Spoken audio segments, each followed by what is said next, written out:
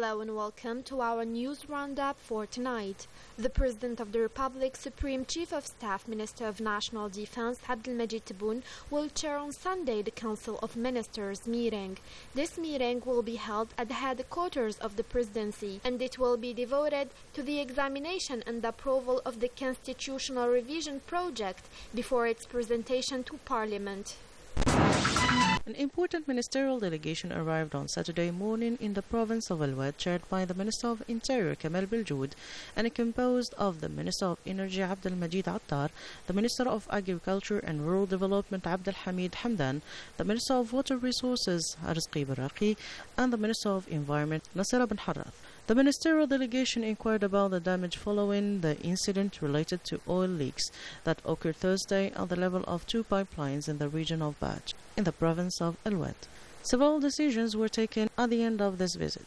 On site, Kamal Beljoud mobilized technical teams for the maintenance of the damaged pipelines. The state announced that compensation would be granted to citizens who suffered losses. The National Military Selection returned Friday evening, the 4th of September 2020, at the end of the 6th edition of the International Military Games, which took place from the 23rd of August to the 2nd of September 2020 in the Russian Federation.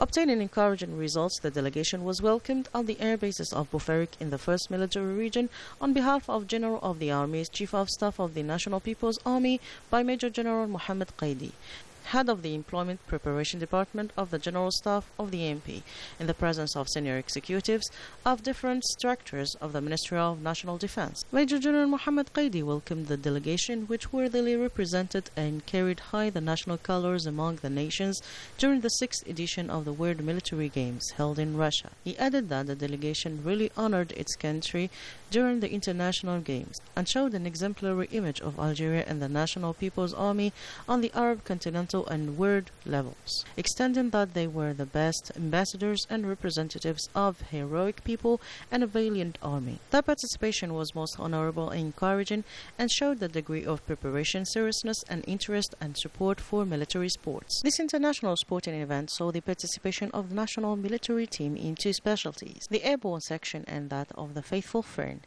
In the first specialty, the Land Forces Command team obtained the 4th place by team, the Cup of the United Team and that of the best RPG-7 rocket launcher, and a medal of the Ministry of National Defense of the Russian Federation in recognition of its contribution to the development of the World Military Games. While in the second specialty, the National Gendarmerie Command team obtained the 3rd place in the team competition, the Cup of the best dog team, the 2nd place in fishing competition, the 3rd place in the Race of Champions, and the Cup of the best referee of the competition. It is worth mentioning that the General of the Army's Chief of Staff of the National People's Army will receive the National Military Team on Sunday, September 6, 2020, at the Ministry of National Defense. Hundreds of thousands of candidates are preparing to take their middle school final exam from September the 7th to the 9th, and the baccalaureate exam from September the 13th to the 17th. All human and material means were set up for the good progress of these two final exams, and a severe warning has been issued against cheaters as they will face criminal charges if caught. Almost 670,000 pupils will be taking the middle school exam in 2,556 exam centers, supervised by almost 164,000 teachers, whereas almost 638,000 high school students will take the baccalaureate in 2,261 exam centers, supervised by 192,300 teachers. In a statement to the media during an information day held on Friday, the Minister of Education said that his department finalized all arrangements in relation to these exams, for all their aspects, from their beginning till the announcement of their results. However, new harsher sanctions will be implemented against cheaters. Only this year, the sanctions will be more than just administrative, as there could be legal actions taken against fraudsters as warned by the Minister of Education. He added that a strict health protocol will be complied with, as disinfection operations of school establishments will be carried out and face masks distributed in exam centers throughout the country. The National Education Ministry issued, in coordination with phone operators, messages to raise awareness among parents, exam takers and all personnel involved about the compliance with the said health prevention protocol. The jury of the first edition of the President of the Republic's Prize for the Amazigh Language and Literature was installed on Friday in Algiers with the presence of General Secretary of the High Commission to the Amazigh Culture. This jury panel will be composed of researchers and university scholars, and it will be chaired by Youssef Nassib, a teacher specialized in Amazigh literature and researcher in social anthropology. The jury will also include 10 more members who are Amazigh linguistics and literature teachers, in addition to representatives of the Ministries of Culture and Arts, National Education, and Higher Education. This prize will be awarded to the best research and works made in Amazigh linguistics and literature, and even translated into this language, as well as any research work in the immaterial cultural heritage and scientific, technological, and digital research. For the 5th of September 2020, 298 new confirmed cases, including 10 new deaths, have been reported in the last 24 hours, according to the spokesman of the Scientific Committee in charge of monitoring the evolution of COVID-19 pandemic, Professor Jamal Fourar. He added that in the last 24 hours, 23 provinces have reported no new cases, 13 provinces have registered between 1 and 9 cases, and 12 other provinces have recorded more than 10 cases. 222 patients have recovered, which brings up the total number of cured patients to 32,481, while 42 are in intensive care.